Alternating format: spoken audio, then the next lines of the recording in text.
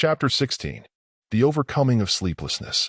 In every department of life, that help is most effective which helps one to help himself. The suggestions here offered are not merely a matter of theory, but are based upon wide experience and careful observation. Sleeplessness is a symptom, and not a specific disorder in itself. Like many other experiences, it grows bad in proportion to thinking it bad. It is really negative and secondary, but prevailing opinion makes it a hateful positive foe. Numerous cures have been proposed, but generally they are superficial and unavailable. Counting backward and forward, watching an imaginary flock of sheep as they jump one by one over an imaginary fence, or a glass of hot milk taken before retiring, are samples of popular mental and physical remedies. But to the chronic victim, who is feverishly tossing from side to side, and whose heart is violently thumping during restless hours, such superficial expedients are of little avail. It also hardly need be noted that any resort to drugs is usually aggravating in its final results. Quietude which comes through a stupefaction of the senses is not rest in any true sense. Permanent relief must be based upon the dominant and concentrative power of the mind. This can be acquired only by cultivation. Fear, worry, antagonism, or selfishness usually make up the antecedents of a restless night. It is best for all to admit that in some degree these are universal. They produce fevered imaginations and processions of disorderly thoughts, so that the inharmonies of the day, and perhaps the expected ones of the morrow, are present and living. Some of the resultant physical correspondencies are congested brain, throbbing heartbeat, excited nervous action, and general heat and discomfort. But enough of this. After insomnia has become somewhat habitual, it is greatly increased by the fear and expectation of its rule and presence. Nothing will so repel the condition which is desired as undue anxiety for its appearance. At length it becomes tyrannical. Utter indifference, therefore, should be affirmed and cultivated until it grows into a habit. If one can retire with the mental attitude, "I do not care whether or not I sleep," he commands the situation. Sleeplessness being but a symptom, does not need to be cured, but it is its cause that requires correction. It really comes for a purpose, and that is to call our attention to that cause. Utter relaxation of mind and body may be nearly as refreshing as sleep itself, if the consciousness be loftily placed. As a foundation for self-command, one needs a correct and optimistic philosophy of life. Let us briefly outline it. The moral order is good and only good, and our inner spiritual forces are always pressing to repair our mistakes. This supreme confidence in the nature of things is as well founded as it is necessary. It should enable one to suggest to himself upon retiring, "Whatever is best will come." This is not only true, but it also includes the very attitude which brings the boon that was desired. Another illustration of overcoming through non-resistance. Let us now come to the heart of the subject. The sure basis for sound repose is set forth in the 91st Psalm.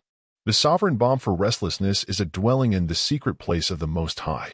What multitudes have thought this to be mere poetic imagery with little practicality. Rather, it is psychological truth which is exactly fitted to the constitution of man. It is really as scientific as it is religious.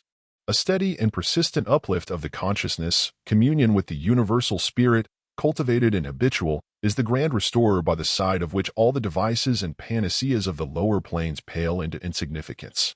As the soul consciously puts itself in communion with the oversoul, it mounts above and beyond the level where restlessness and turmoil can exist.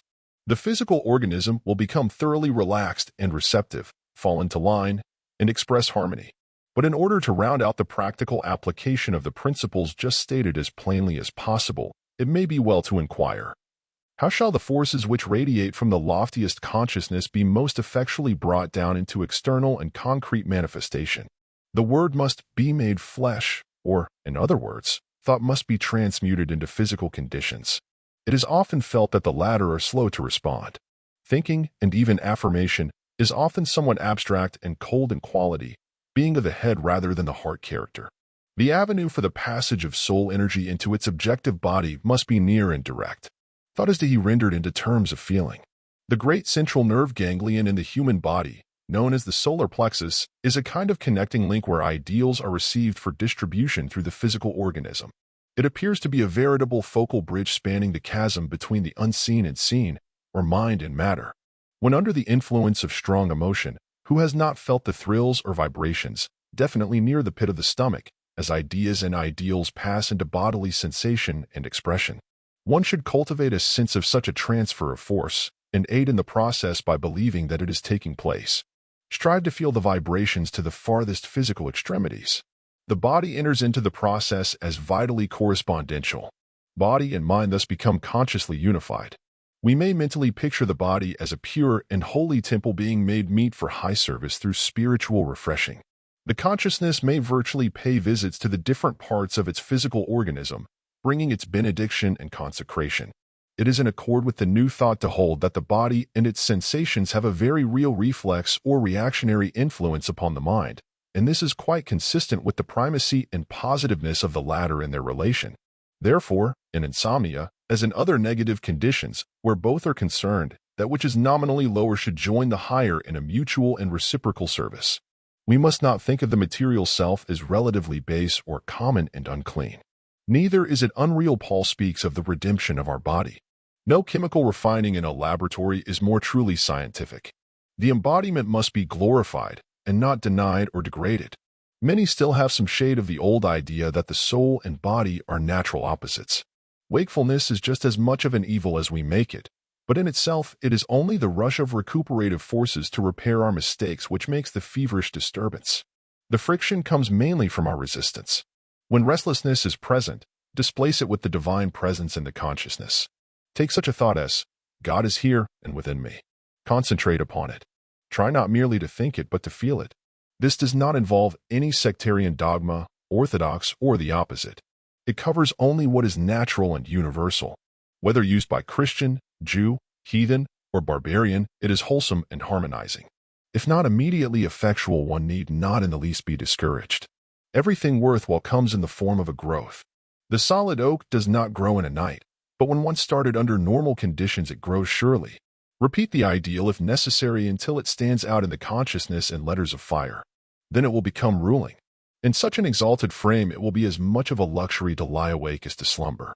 This is the secret place of the Most High. Aspire until such a consciousness is at command, and insomnia will have vanished. End of chapter.